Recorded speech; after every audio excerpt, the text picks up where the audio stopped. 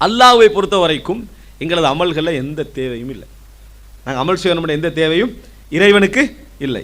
ரசூல் ஸல்லல்லாஹு அலைஹி வஸல்லம் சொல்கிறாங்க, சஹீஹ் முஸ்லிமில் வரக்கூடிய செய்தி, இன்னமாகிய அமாலுக்கும் ஹுஸிஹாலக்கும், இதெல்லாம் உங்களுடைய செயல்பாடுகள் தான், உங்களுக்காக நான் பாதுகாத்து வருகிறேன். ஃபமன் வஜத ஹைரன் ஃபல்யஹ்மதில்லாஹ், நல்லதை கண்டா அல்லாஹ்வை புகழ்ந்து கொள்ளுங்க. வமன் வஜத கைர தாலிக், அது அல்லாததை கெட்டவைகளை கண்டால் ஃபலா யலூமன்ன இல்லா நஃப்ஸா, அவரே அவர் நொந்து கொள்ளட்டும், இதில் எனக்கு எந்த இதுவும் என்னது இல்லை அப்படி என்று சொல்வதை நம்ம பார்க்குறோம். அல்லாஹு தஆலா குர்ஆன்ல எல்லா அமல்களையும், எந்த அமலை எடுத்தாலும் அல்லாஹு தஆலா அதை என்ன செய்வான் சொல்லுவான், லை யனாலுல்லாஹ லுஹூமுஹா வலா திமாஉஹா, அதனுடைய இறைச்சிகளோ அதனது இரத்தமோ இறைவனை சென்று அடைவது இல்லை. அதனது இறைச்சியோ அதனது இரத்தமோ சென்று அடைவது இல்லை.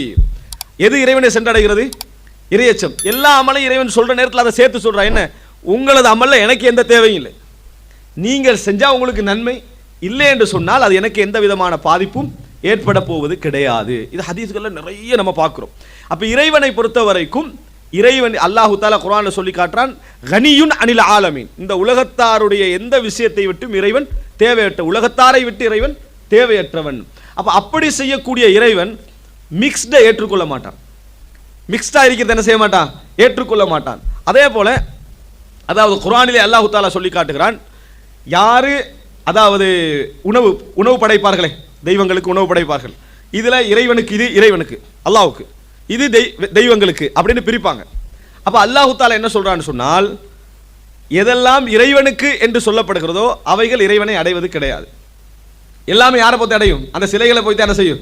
அடையும். அப்படின்னா இறைவன் அல்ல என்ன சொல்ல வருகிறான், என்னோட யாரையாவது கூட்டு சேர்த்தால் அதில் எனக்கு எந்த தேவையும் இல்லை அப்படின்னு இறைவன் சொல்ல வருகிறான். எனவே அன்புள்ள சகோதரர்களே, இந்த ஷிர்க்குடைய தொடர்ச்சியில் ஒன்றுதான் இந்த இஹ்லாஸ் என்ற பகுதி. இஹ்லாஸ் என்ற பகுதி ஷிர்க்குக்கு எதிரானது, முகஸ்துதிக்கு எதிரானது, உலக லாபங்களுக்கு எதிரானது, உலக நோக்கங்களுக்கு எதிரானது. இதான் இஹ்லாஸ் என்றது.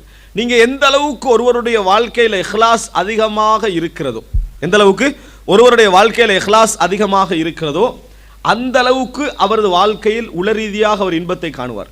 இன்பத்தை என்ன செய்வார்? காணுவார். மன ரீதியாக ஒரு நிம்மதியை காணுவார், மன ரீதியாக ஒரு சந்தோஷத்தை காணுவார். இன்றைக்கு நீங்க எப்படி பார்க்கலாம்டா இஹ்லாஸுடைய அம்சம் எப்படி ஆயிட்டுன்னா, இஹ்லாஸை பத்தி பேசுறதுல தான் நிறைய பேர் சந்தோஷப்பட்டு சொல்றாங்க. இஹ்லாஸாக இருக்கணும், இஹ்லாஸ் தான் மிக முக்கியம். இந்த பேச்சு நீங்க இஹ்லாஸ் இல்லாதவர்கிட்ட எல்லாம் நிறைய என்ன செய்யலாம், காணலாம். இஹ்லாஸ் இல்லாதவர்கிட்ட எல்லாம் நிறைய காணலாம். ஆனா அந்த இஹ்லாஸை விட்டு வெளியேறுவதற்கு எத்தனையோ ஆயிரம் காரணங்களை சொல்லி என்ன செய்வார்கள், இந்த இஹ்லாஸை விட்டு வெளியேறுவார்கள். அதற்கு ஒவ்வொரு நியாயத்தை கற்பித்து அந்த எல்லா விஷயங்களும் நீங்க வெறுமனே உலக விஷயங்கள் மட்டும் நினைக்கக்கூடாது, இபாதத்துகள் மட்டும் நினைக்கக்கூடாது, எல்லாமே விளம்பர நோக்கத்திற்காக உலக நோக்கத்திற்காக நடக்கக்கூடிய ஒரு சூழ்நிலை நம்ம என்ன செய்கிறோம், இதில் பார்க்கிறோம். எனவே